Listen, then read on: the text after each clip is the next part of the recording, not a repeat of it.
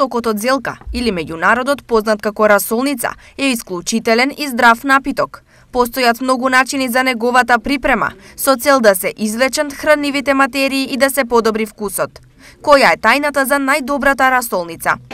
Добра расолница треба да се производите природни, да не се ѓубрени со вештачко ѓубриво, да не се третирани со пестициди и водата да е чиста.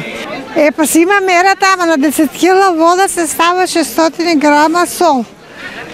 И тоа, ставаш зелката и после треба секоја сабајле да ја преточиш. И тоа е тајната, нема друго.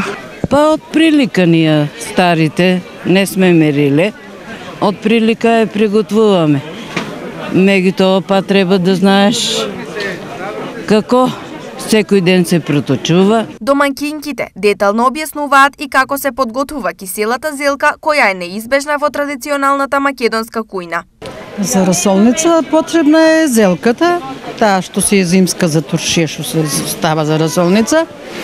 Сол се става у кочано, нели таму кој се извади. И после на 10 литра вода се става 300 грама сол и се залива после 3 дена.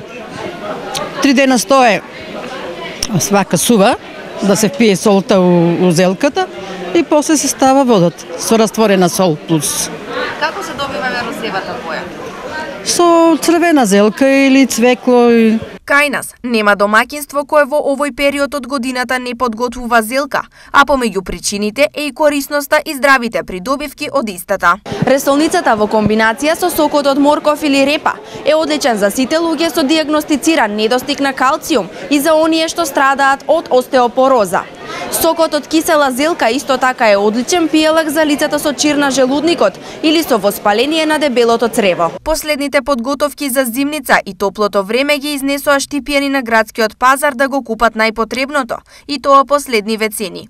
Компир 50, зелена тиквичка 30, розов домат 120, блак пипер 60, лут пипер 100, марула 30, банана 65, јаболко 50, лимон 80 и калинка 80 денари за килограм.